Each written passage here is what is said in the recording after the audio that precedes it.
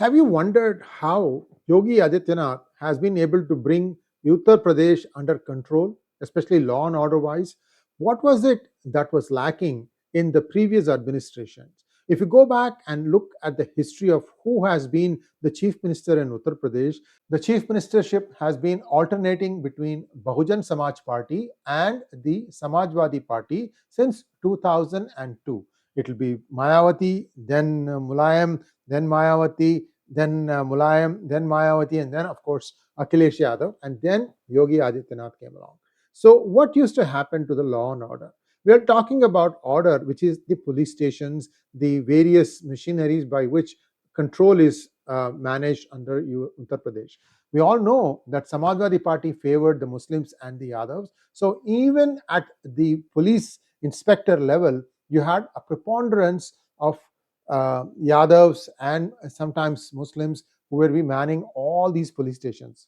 Now, the police force itself, that is the Uttar Pradesh police force itself, it can be, broadly categorized as three parts. One is the pro-SP group, another one is the pro-Mayawati group, and the third one, which is essentially professional, tends to be clean, and they basically don't take any sides.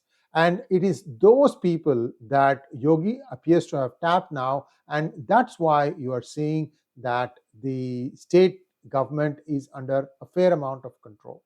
Now, what used to happen was that when, especially the Samajwadi Party, there were so many egregious conduct of police that they would even refuse to register rape complaints or even sometimes murders when the person involved, the perpetrator, was either a Yadav or a Muslim. This is black and white. And while Mayawati didn't do it that badly, there was a certain amount of bias towards having the Dalit point of view being put forward. But Mayawati more or less kept control. It wasn't like it was a runaway street. Anytime the Mulayam government or Akhilesh Yadav government came into power. So Samajwadi Party is perhaps the worst in terms of order, with Mayawati somewhere in the middle, and then Yogi right now at the top.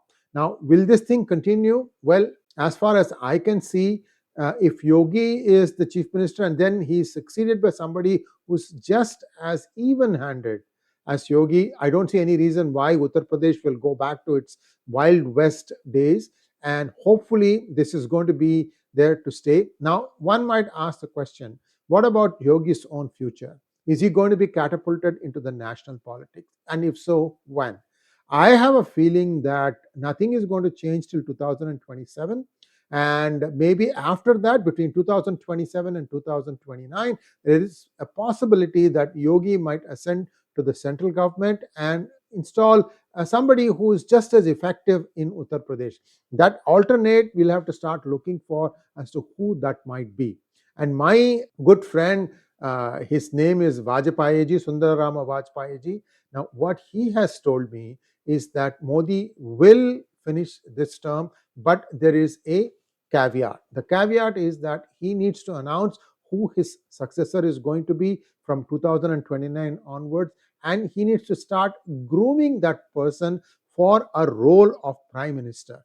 As to what Modi is going to do, nobody knows, but this has to be a very gradual handover of charge, and we have to wait and see who Modi decides as his successor. As far as people are concerned, I think if you ask the people on the street, I think they will have no hesitation in saying number two today in Bhajpa is Yogi Adityanath, and therefore only Yogi should succeed Modi in the center as the prime minister. He has the experience. He would have had up to like 2017, 12 years of experience as chief minister, almost the same as what Modi had.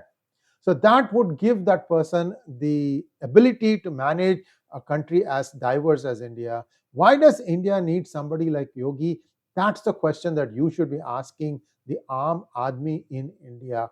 What do you think should be the direction that India should go? More of a Hindu Rashtra? Because you can see there are some states now where it's going to be very difficult, if not impossible, for the BJP to come to power. I'm talking about West Bengal. I have a feeling that it's going to be extremely difficult. Punjab is going to be extremely difficult. And unless some castles are torn down, These things are not going to change, and for that you need somebody who's going to be a very strong counterweight, and I see nobody other than Yogi Adityanath at this point of time. This is my personal view. You can agree with me or disagree with me. By way of comments, you can put in what you think should be happening in India. I said all this stuff in my book, Who Painted My Future Bright?